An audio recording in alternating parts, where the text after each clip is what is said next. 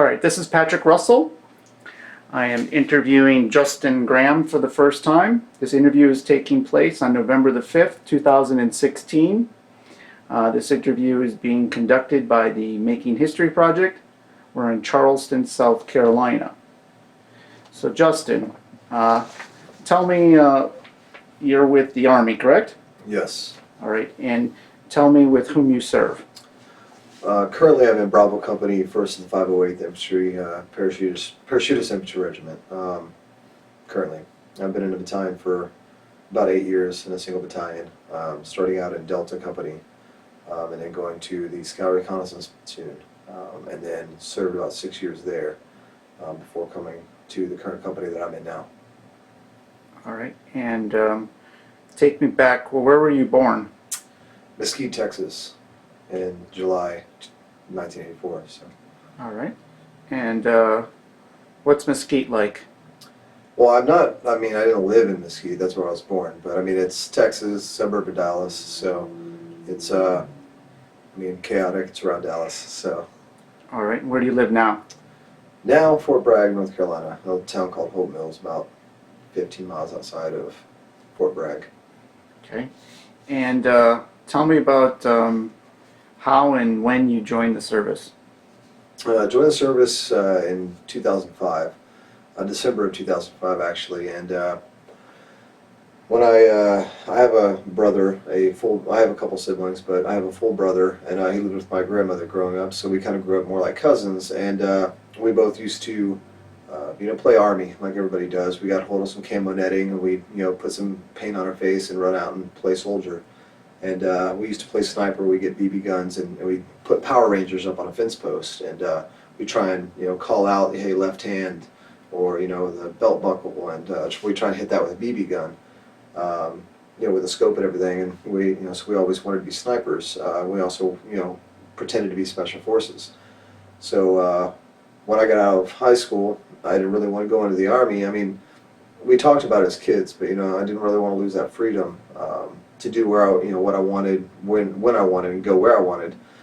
So my brother, who's 2 years younger than me, when he went to graduate high school, he signed up at 17, got permission from my grandmother, who was his adopted parent, and joined. And so kind of felt a little guilty about that because I was the older brother. I'm supposed to lead the way as the older brother and be the example. And he joined no problem. And I went to his basic training graduation, and when I was there, we were in the hotel room and just hanging out, and he grabbed his black beret from basic training and put it on in the mirror to see what it looked like, and he came in and saw it, and he told me he made the joke. He's like, that's not the right color. He's like, the only thing you look good in is a green beret. And it just really stuck me in the heart. And so I went back home to Ohio, and a week later went to a recruiting office and signed up for an 18 X-ray contract to go to Special Forces. So you go through basic training, Airborne school, and then you go to Special Forces assessment selection and all that. So I went that route. And then... How old were you? I was 21 years old. And then, funny enough, my brother, he ended up going to Germany, and he was stationed in Germany in 1st Infantry Division. And then they reorganized the 3rd Battalion of 173rd Airborne, and they put them reorganized out of 1st Infantry Division in Germany. So my brother actually went from 1st Division to 173rd in Germany, and small world. When I went through Airborne school after basic training, I hear, hey, Justin Graham in the background. And I turn and look, and my brother was in my Airborne school class. So, that was kind of a small world, interesting thing. And I went on from there to selection, and then spent 2 years in the, almost 2 years in the Q course, which I ultimately failed out of and came to the 2nd Airborne. So. And outside of the Green Beret, was there anything that made you want to go into Airborne? Well, I honestly never even really thought about Airborne. I mean, I knew, soldiers jumped out of planes, but it really wasn't, it wasn't anything I was really scared of. But it was one of those things that's like, hey, that'd be kind of cool to do, but it's not something I was necessarily passionate about. It was a box I had to check in order to go special forces. So, there was no qualms about it. I had no fear of jumping out of an airplane. I ended up finding it to be rather fun. So I like the exhilaration and the nerves of getting out of the aircraft. So. I mean, now that I am a paratrooper, I have a lot of pride in it. Especially, I have about 48, 49. I think I might be over 50 jumps so far.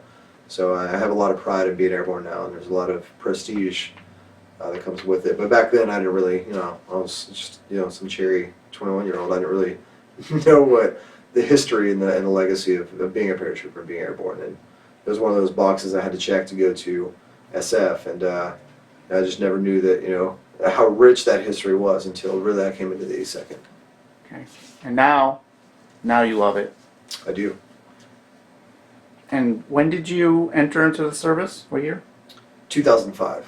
2005. In December, it was, basically, literally 2 days before the first, so it was basically 2006. And where was your basic training? Fort Benning, Georgia. And how was it for you? Well, it was exactly what I expected to be, get yelled at all the time. But I thought it was going to be harder than it was. Like, I thought I was, there was another company that was across from us were trying out something called stress cards, where if a soldier got stressed too much from a drill sergeant yelling at him or smoking him, he could pull out a stress card, and he had they had so many of them per month or per training cycle.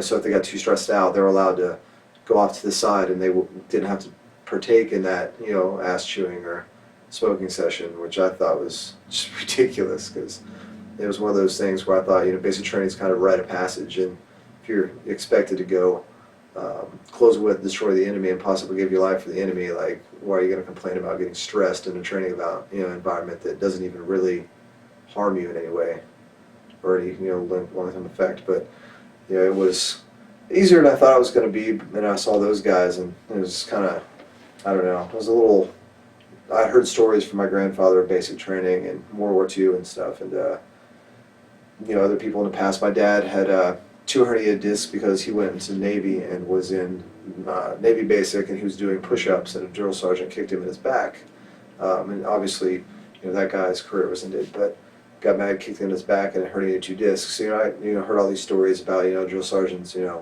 hitting people and, all this stuff, and, crawling through the mud with, machine gun fire going, inches above your head, and then, I find out that really the fire is 6 feet above you. So it was not necessarily a letdown. It was just one of those things where I was like, oh, I don't know why people freak out about this. This is simple. You just got to endure it and get through it. So.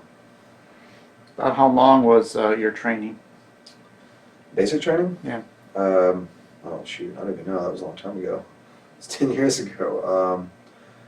I think 8 or 12 weeks. I'm between 8 and 12 weeks, I think. And what do you do afterwards? You have advanced training? Well, yeah, the basic training I think was 6 weeks, and then you go into the AIT. Don't go beyond a 6-week thing. I can't really. For infantrymen, it's basically all one thing. For some other MOSs, they go through their basic, and then they actually have like a break, and their AIT is a completely different type of environment. Excuse me. But for the infantry guys down there, especially when I went through, we got same drill sergeants, same company, like we were in the exact same place, we lived in the same place, we got a pass for 8 hours, and that was the only difference. We went on an 8-hour pass, came back, same life, just now we're in AIT. So I think it was maybe 12 weeks total between the two, maybe 10. I'm not 100% sure. And do you have a specialty now? Well, I have a lot of specialties. I not pridefully saying this, but I have the most schools on my ERB, like that out of anybody in my battalion and probably my brigade. I've gone through a lot of different training, and the big three, especially being a scout platoon, was Ranger School, Sniper School, and RSLIC. RSLIC is Reconnaissance and Surveillance Leaders Course. It's a big school for you to go to as a scout recon guy. And just like Ranger School and Sniper, it has a super high attrition rate. It's considered a very prestigious school for an infantryman to get and go through because it's very limited slots, and only about a third of the class usually graduates. And I got all three of those under my belt and passed them all first time. And the only other person in our battalion to do that since I've been in the Army has been my squad leader at the time, Staff Sergeant Matthew Sitten, who died in 2012. And I think there's maybe 2 or 3 guys right now in the division that have all those 3 schools under the belt and qualifications. So those give you the identifiers, Victor for Ranger and Bravo 4 for Sniper, and I think it was 2 Bravo for Arslick. So I've gone through Air Assault, and that gives you another identifier, and Jump Master gives me the whiskey. So I was a sniper for 6 years. I went through 2 different sniper schools. One of them was a civilian-run school in Arizona called McMillan, and then I went through the U.S. Army Sniper School afterwards. And I've been to, in order to train up for my 2014 deployment, we had to be the scout platoon. We got called on to be the PSD, the Personal Security Detail or Detachment for the 3-Star General Anderson and his, because he was the 18th Airborne Corps Commander, and his Sergeant Major. We had to do that detail for them. And so we went through HRP, it's High Risk Personnel School. It's usually an MP school for like high level personal security. And so we went through that. So I had that specialty at the time as well. So currently I'm in a line company now. So I'm not currently serving as a sniper or as a PSD agent, but I still have all those qualifications. And you've mentioned you've been deployed 3 times, correct? Yes, All right. Afghanistan, all 3. All right. And when was your first deployment? 2009, 2010. So I actually ended up, I graduated Ranger School, and I took just a little bit of leave and straight deployed because I left just a few weeks behind my guys. So I got talked into going to Ranger School right before deployment and foregoing the pre-deployment leave and all that. So yeah, they voluntold me to go to Ranger School, and I went and deployed right after. And how was Ranger School? Tough? It was physically demanding. I always tell people the most physically demanding school that I've gone through is Ranger School. The most emotionally difficult school was SEER School. Mainly the last 7 days of it when you're in a prison camp, and then probably the most mentally challenging school I went to was Sniper School. But Ranger School was, it was difficult, but it was doable. It was just one of those things that they put you in a position where you're tired, you don't get much sleep, you don't get much food, and they just see how you perform. And if you just keep on driving on and have integrity, do the right thing, and try and help the guys around you as much as you can, even though you don't have much left yourself, then you'll be fine. And the guys around you will take care of you, and you just kind of pay it forward, helping other guys on their missions, and then when it's your turn, they'll help you out right back. It's usually the guys that start feeling sorry for themselves when they get tired or they get hungry that usually end up having problems, because then when they need it the most, the guys that they've let down in the school aren't going to bend over backwards to help them out. So they just kind of let them fail on their own. So but I had a good time at Ranger School. I had some good memories. But yeah, it was pretty difficult, especially mountains kind of broke me off. So first time I walked up the mountain, they call it the Stairway to Heaven, and you just go up and up and up, and I thought that was a hugely steep mountain. They broke me off, and then I found out that that's like the least steep ascent that we're going to do in mountain phase. So it was definitely a wake-up call, but it was something that's very, the reward at the end of it is much higher the more you suffer to get it, I think. So if it would have been easy, it wouldn't mean as much. So There's a lot of pride in getting these different achievements. To be a Ranger, right? Yeah, there definitely is. It's an elite class. It is, and it's. I try and push people to go. Mainly, there's the whole Ranger. There's some guys in the Army that are just like Ranger. You're if you're not a Ranger, you're not a good soldier. But I just try and talk people into it because number one, if I can walk into a room with a bunch of sergeant majors and generals. And if I have a Ranger tab and they have a Ranger tab, we have common ground. And those guys will just shoot the shit with me and talk to me. You know, it's a small group in the club. I instantly have rapport with those guys. It just makes it much easier to work with certain individuals sometimes because you already have that common ground. And when you walk into a room and you have a Ranger tab, usually that person is a first sergeant or sergeant major. They look at you and they see the tab and they know that you have what it takes, and they know that you already have earned some respect. So that first impression of you, they don't have to look at you and kind of gauge, is this guy worth anything? They already know that you are. You just have to maintain that and show them that you they're not wrong from the first assessment. So.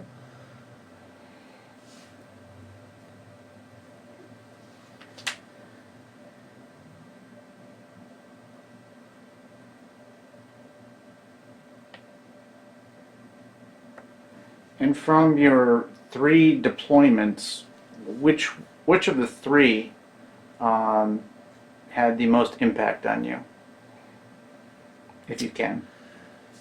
That's actually a very hard question to answer. They all had a very big impact on me in different ways. I guess I'll summarize and try and clarify a little bit. So my first deployment, that popped my cherry. I saw combat for the first time within 2 weeks of being there, and it was the first time that I saw a dead body and all that, which I thought I'd have more of a reaction to it. It really, when somebody's trying to do your guys harm, you got to do what you got to do. So we took the guys out, and that was that. And it's a little longer story, but I won't go into that right now. But my first deployment, I lost some good friends. And most of the things that affected me were more the friends that I lost than the carnage that I saw. I mean, that stuff affects you too sometimes. But I had 2 guys, guy Sherman and Islip. They drowned in the deployment in RC West because they're trying to recover some CDS bundles that got dropped in for the resupply, and the guy got his glove caught. It was on the edge of a river and got something caught in the risers, and it pulled him with him. With it when it fell into the river, and the other guy tried jumping in after him, and they couldn't get their body armor off because of all the kit that they had on top of their body armor, and they both drowned. And it took them almost 2 weeks to find one of the guys' bodies, and a villager brought his body back, washed up downstream like 7 or 8 miles on a donkey, on the back of a donkey. So that was rough, especially because it's one thing to give your life for your country in combat. It's another thing to, drown in a river, something that is completely by accident, and it wasn't caused by the enemy. I think that was one of the rougher, times in that deployment. And then I lost a guy that was my training partner. He's a civilian guy, ex-Ranger back guy. His name was Ryan, and he, big jacked guy, tattooed arm sleeves, and we do jiu-jitsu. I was teaching jiu-jitsu, and he was working out with me. And he went to go out one day. It's a civilian guy. They drove some high-level civilian people around, and they were just in SUVs. They hit an IED, and he was a quad amputee. His left leg was at the knee, and left arm at the elbow, and then his right side was at the shoulder and the hip. And he bled out and didn't make it. So that was, we were supposed to work out after we got back from that mission. So then finding out about that, having to go to the airfield and receive him off the helicopter and help get his body where it needed to go to get on the way back home, and having to the roughest part about that is you lose a friend, and you have them and they're in pieces, but then you have to gather the pieces. So you get the guy and you have to make sure that all of his appendages get with his body, and it's just kind of rough. So that the end of that deployment, I had a very big. The biggest thing that happened was we were on this ANCOP headquarters. I don't remember the acronym. It's like Afghani National something Police. It's a division of the police in Afghanistan, and their headquarters was in Kandahar, and we stayed there, and we got attacked, and they blew up basically a view bed next to the base, and went in. They came in and started throwing grenades into tents and the bunkers, and ended up being 4 Americans died and 6 Afghani interpreters, and there were about 15, 16 people that were wounded in action there as well. And I had an RPG blow up about 3 feet in front of my face, and when I kind of sat up and came to for a second. Went to run in a tent and had shrapnel in my forearm that caught the tent as I went in, and that's when I realized, like, oh shit, like I had something there. And so that's, I had that go on there. But that didn't even really bother me too much. It's just, more worried about securing the place and getting these guys out of our base and taking care of the casualties we had. Like, just wrap that up and, keep driving on. Like, there were guys that was nothing. It was all superficial. There's guys that were, a lot worse off. They're a bunker that had, a bunch of interpreters in it, and we had to go in and get the bodies out, and there was a grenade body that the fuse had broken off, so it could have blown up. So we had to, kick everybody out, and I had to go in and just get body after body after body out. And, one of the guys ended up still being alive, so we had to try and save him. So it was more like, you got to, like, take care of that stuff. You can't really worry about a little bit of light, scratches. So, I mean, I was affected by that, that stuff, having to, save some of the guys there. One of the guys that died, Christopher Stout, good. He was a chaplain's assistant, the first person in the ministry corps to die since Vietnam, and he just walked out of the tent, and a grenade happened to be under where he stepped, and he died. And we had prayed together about an hour before the attack happened, so that was kind of rough because it's rough when your brothers go down in the infantry, but somebody that was, a chaplain's assistant, it's just circumstance, they happen to end up dying. It was it's just kind of, those are the harder ones to deal with because it just sucks that somebody gets caught, somewhere that was just a random event, stepping over a grenade. So, but that happened about a month before we were supposed to redeploy. So that, the mood throughout the rest of the deployment was just bad. Because, I mean, we still had to live there. And a suicide bomber had come in and tried going to our talk, and we shot him. And so while he was wounded, he detonated himself about 25 feet from us. And so we had to pick up all the pieces over the next 2-3 days. I mean, there were pieces of brains, on the tents. It looked like just grease spots where the sun on the tent would just, grease would soak into the tent. So we had to go around and, pick up that. So it was, excuse me, losing, 4 lives, and then having a bunch of people wounded, and it was a mass cow situation. And, other guys came in. There was a bunch of other units that came out to support us and help secure everything for us. But just having to afterwards go around and pick up pieces of somebody, when that happened, that was just a very depressing way to enter deployment. So, so definitely that affected me. But then my second deployment, I lost 2 of my best friends. Staff Sergeant Matthew Sitton, that I mentioned prior, is the only other guy than myself in the battalion that had Ranger, Sniper, and RSLIC as qualifications.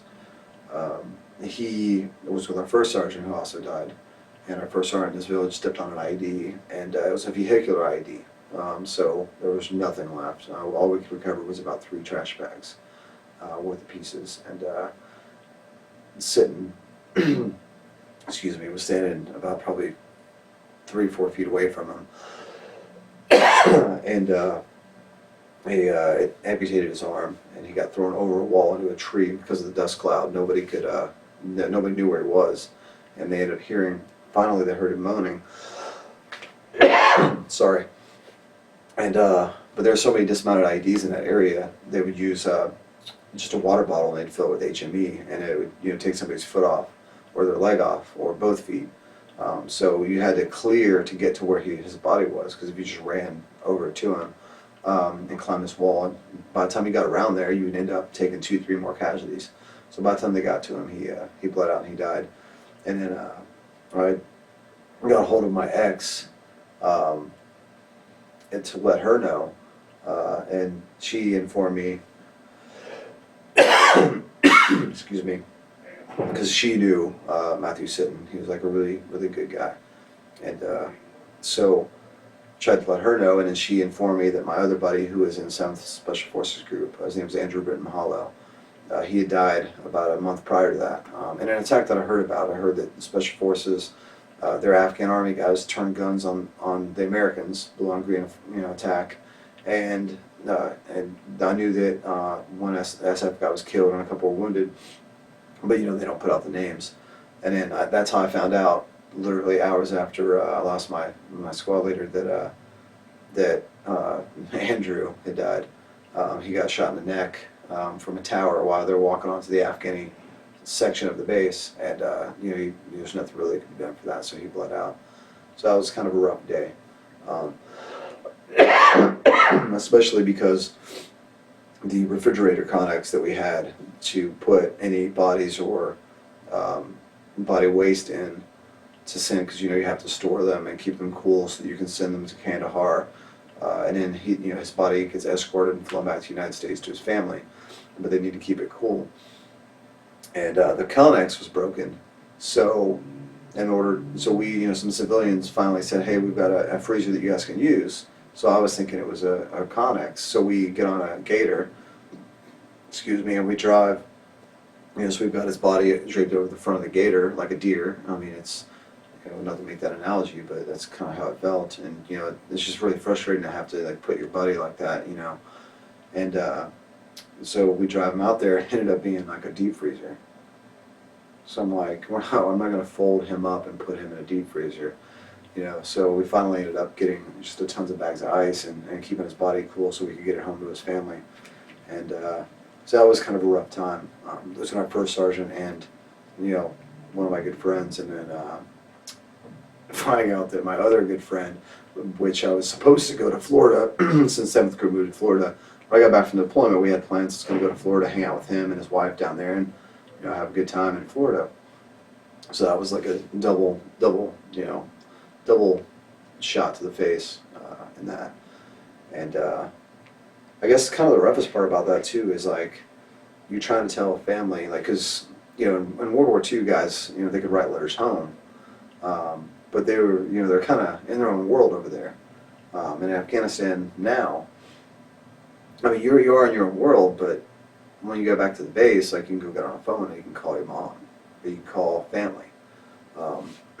So, it's like you want to talk to somebody about it, but you don't know how to. But you're trying to be like a good, some guys are trying to be a good husband, or you're trying to be a good friend, or trying to communicate with your family. But if you do talk about any of that, it's just very difficult. It's like it's a very blurred line between the deployment and the non-deployment life, and it's like, sometimes it almost feels like you're on vacation on deployment, like not on vacation, but you're over there, but it's like, it's almost like you're on a vacation waiting to come home. You're just having to do things that are, a little rough. So it's kind of hard that, you're trying to talk to family and try and act normal, and it's almost like you got to act normal, like you're not bothered by things that go on, and, trying to talk to family, or them emailing you and you just lost, or found out that you lost two of your good friends, and it's like, just trying to like keep it together while also pretending that it's not affecting you,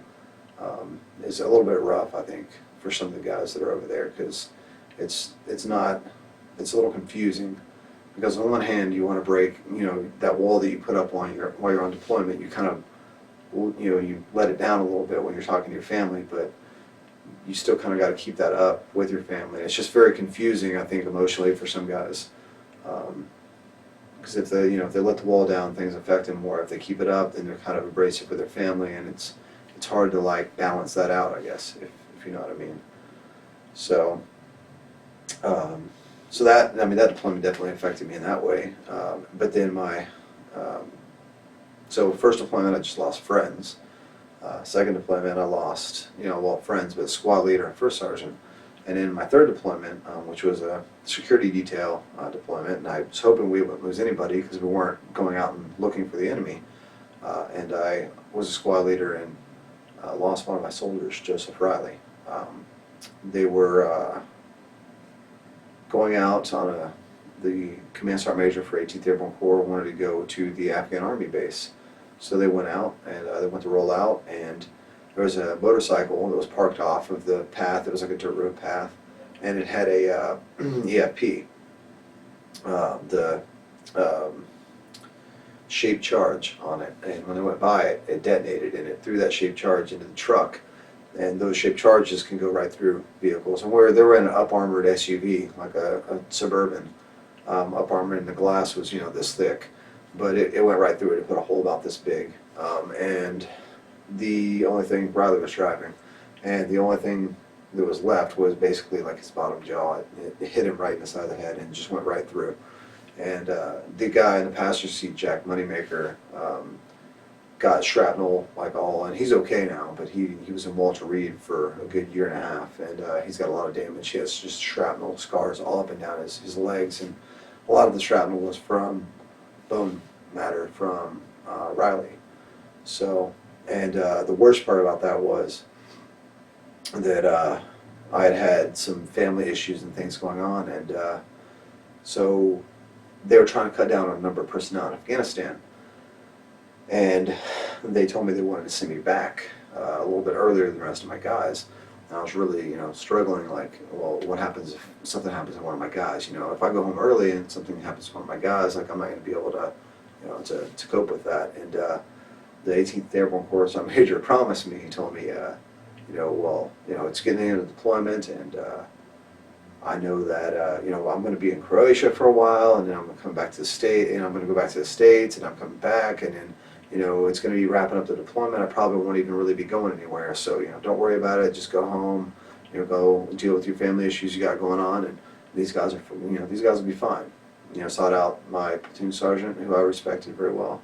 His name was Sergeant Jacob Gilmer. Now he's a first sergeant.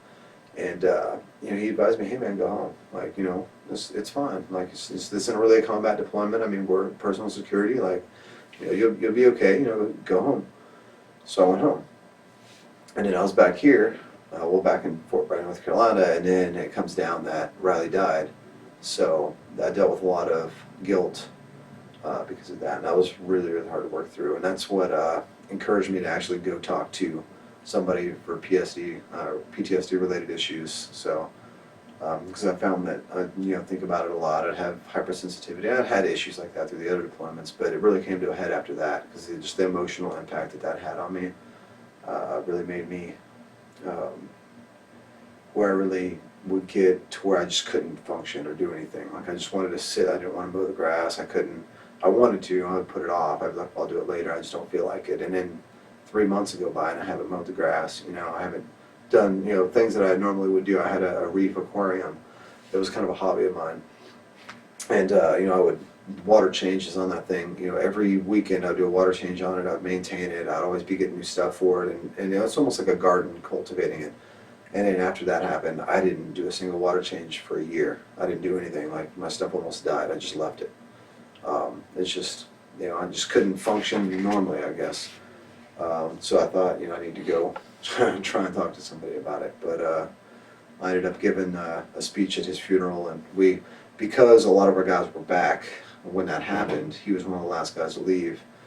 Our platoon had the honor of being able to drive to Ohio and do the funeral, and be the honor guard for his funeral and be the pallbearers for his funeral, and spend time with his family, and it was like a great honor. But it was also really rough because the other deployments, you lose one of your buddies, and you put his buddy onto an aircraft and he's gone, and then it's back to work. Like, I mean, you can cry later. You got things to do. There's security didn't happen. Like, things need to get picked up. Vehicles need to get recovered. We need to get new equipment. We need to clean our equipment. We need to, go pull security. There's other things that need to be done. And we'll have a memorial ceremony later. And tears will be shed at that. I have no embarrassment in shedding tears, for buddies lost. Like, I mean, when Sitten died, I felt like a baby. Like, somebody told me it was going to be okay, and I just broke down and just started, like, I couldn't even talk. But it's different when you can actually go to the funeral. And the hardest thing that I think I've ever had to do in the Army was give a speech at Riley's funeral, and in front of his mom and his dad and his brother and his sister, and see, the look in their face and their eyes watering up as I talked. And like, I don't know how I got through the speech without breaking down, because every time I tried to practice the speech, I broke down. Like, I couldn't keep dry eyes, especially, dealing with that guilt and stuff. So, but, it was really, it was really difficult, but it was really an honor to be able to do that for him, because every other, friend that I've ever lost has been do a memorial ceremony to the memory of him. Then you have the boots, the rifle with the helmet on it, and leave a token for his family, and then that's it. You don't get to come back and see the funeral. you can visit his grave later, but that's about it. But this one we actually got to do the funeral for him, and I mean it was good, and it was an honor for his family, but it was also very rough because it's something we'd never had to experience before. So then I ended up getting through the guilt of coming home early um, by I apologized, even though I knew that knew there wasn't really any reason I needed to. It wasn't my fault, but I had to, talk to his dad and his mom and just apologize to him. And even though I just told him, hey, um, this happened, and if I don't know if I would have made a difference, but I feel horrible because if I was there, maybe we would have different. You always what if things. It's like maybe we would have taken a different route, or maybe I would have talked to Sergeant Major into doing a different thing for security, or going a different route, or flying in a helicopter instead of driving. So you kind of what if those things. And his family are just really good Christian people, and they just gave me a hug, and like, hey, there's nothing to forgive, man. So that was one of the best ways that I had of working through that, was just kind of laying it out there for him and apologizing. And even though I really knew intellectually that I didn't really have anything to apologize for, because it's war, things just happen, but emotionally I just kind of, I guess, needed them to affirm that there was nothing that I did wrong. So, but yeah. And how are you doing now? Okay now. Still have sleeping issues sometimes. If I have to sleep with a loud fan, any loud noise that happens, even though I know it's nothing, if it's a loud noise, even remotely, like an explosion or gunshot, my heart starts racing. I surge with adrenaline. So I'll be laying in bed, and if something all of a sudden, something backfires, or a door slams somewhere in the house, I'm like, there goes the next 2 hours. I'm not going to be able to sleep now.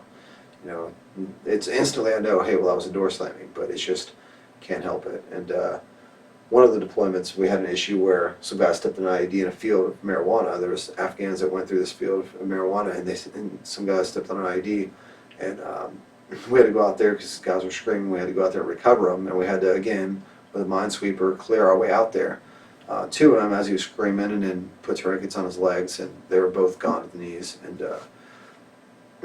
And so that, like, I've never done a drug in my life, never really been around marijuana, but some people occasionally, you'd be in traffic and somebody will come out of their car and you smell that smell. So now that just like triggers like, flashbacks of me seeing that guy's legs look like hamburger, and just like, hearing him scream the way he did, and it just makes you remember that stuff. And so sometimes I'll just go on a drive, like if any of that stuff gets triggered, or I'll just go off of my own thoughts, just think about things, remember things, remember guys, and good memories from people. So I can't really read war books really anymore. I take my mind to more science fiction because it just doesn't, I don't know, it just brings back too much, memories, reading things. Occasionally I'll go to movies like Lone Survivor, or I just watched Hacksaw Ridge, but things like Lone Survivor, American Sniper. American Sniper was hard because I was a sniper. I was a Navy SEAL, and yeah, obviously I didn't have near as many kills as that guy did. But the family, I was previously married, so the family and the whole family dynamic back home, and dealing with it, and that disconnect when you get back home, and kind of like in deployment a little bit because it's a little bit freer. There's not the garrison environment and all the rules and regulations, and the tedious oversight. It's a little bit more big boy rules, and you're kind of doing what you were kind of designed and bred to do in the Army. So it's kind of fulfilling. There's all that stuff that goes on, the emotions, and so like watching that movie was really rough, and then especially in the end of it, seeing pictures from that, and Lone Survivor. At the end of the movie, they show pictures of the guys that died, and one of it's like the wedding video from one of the guys, and like that, like even thinking about, like if I think about anything randomly, like tears well up in the back of my eyes, I have to suppress it. Like, if even the smallest thought of anything comes up, so that stuff, like I just couldn't help but cry, and nobody said a word when we left the theater. It was like the quietest end to a movie I've ever seen. So it's definitely affects me. Sometimes I lose sleep. Sometimes I get complacent, or I get in a mood where I'm not, like, whatever I was doing, there was no hope of finishing that. I just need to go get my mind on something else and relax. So But overall, I mean, it's something that I'm learning to deal with. I'm trying to go through this PTSD program. It's like a 12-step program, but I got to the first step, and I've been so busy with different training. I went to JRTC in Louisiana. I'm working on getting back in. I got to get back into an appointment to go over that first step assignment with the guy. So it's something I'll be working through, and it'll be a work in progress, I'm sure. But so far, talking about it helps. It's hard to talk about it with certain family members because they don't really understand, and you can't go into detail. I mean, if you do go into detail, you get that look from them of, when you're talking about casualties and you explain it, you're talking about somebody's picking up pieces of somebody's brains, or somebody's getting shrapnel that was a piece of somebody else's skull. It's something that, like, it kind of shocks them a little bit, so you can't really talk about that. And I think that sometimes that level of detail is kind of what you need to kind of help get it off your shoulders, I guess. So, because so many guys, especially now, they'll talk about it, but they either talk about it like in a macho way, like they need to, like be the alpha male and act like it doesn't bother them, or they talk about it in like a mission briefing type of way, like, first we did this, and then we executed this maneuver, and then we took these casualties, and then we did, and they talk about it like it's a debriefing, and they don't talk about it with any emotional weight whatsoever. So I think just my experience working through some of it, talking about it, is that actually talking to somebody in detail about some of the things. Like, for instance, my second deployment, one of the things that really, really affected me was we had these blimps that we used, and we would video, and we'd look with thermals, and it was kind of for our intel. And we looked on one of the ranges that we had, because we were on this fog that we're breaking down, and there's a range that went up the mountainside, and there was fence that went up both sides. And we look on the PTIDs, which is that blimp system, and they see that there's kids up there. And we had been shooting Mark 19 rounds, which are 40 millimeter HE rounds. And these kids, there was one kid that had a bag, it looked like a rucksack with a frame. And the other smaller kids, he was having go around and pick up unexploded shells and put them in the backpack. And so we shoot him off the range. Turns up about 2 hours later, all of a sudden a van rushes, like we were about to fire on it, we thought it was a VBED. And then we see that there was like 12 people in this van, rushes up to our base, and guys get out and they're frantic, they're crying, Afghanis. And one dude comes out and he's carrying a 6-year-old little girl. And she's just maimed. Her joint of her shoulder is blown wide open. You can see the joint. She's got shrapnel in her skull, and you can tell that it went through the skull. Like, you can see brain matter sticking out. And a couple other shrapnel. And then a kid, he was, I think, 8. He had shrapnel in his leg, like in his crotch. And, these guys, they tried to say that we had 8, high explosive rounds in our trash, and the kids were going through the trash. It wasn't really the case, because we recovered. They brought some of the rounds back, and it turned out that the kid, he was 14 years old, probably trying to get stuff to Taliban, took those rounds and had a screwdriver and a hammer and was hammering into them, trying to get the explosives out. And he hammered on one of them, and it blew the other ones up, and there were like 8 kids around. So actually, I think there were 10 kids. There were 8 of them died instantly, and the other 2 they brought to us. And we were able to save the 8-year-old, but the 6-year-old we weren't. And I'd already been through one deployment. I'd already seen a lot of stuff. I'd already had to do things, like a medic, even though I wasn't qualified as a medic. So we had medics that were cherries. They had never seen a casualty on this second deployment, because we were kind of breaking this fob down, and we weren't really in too many combat scenarios. And so we take the 6-year-old girl in there, and these guys just act like, what do I do? And so, me as an infantryman, and as an E5 sergeant, like, I had to take these guys by the neck and be like, you start an IV on her, you get the close cut off her, you do this.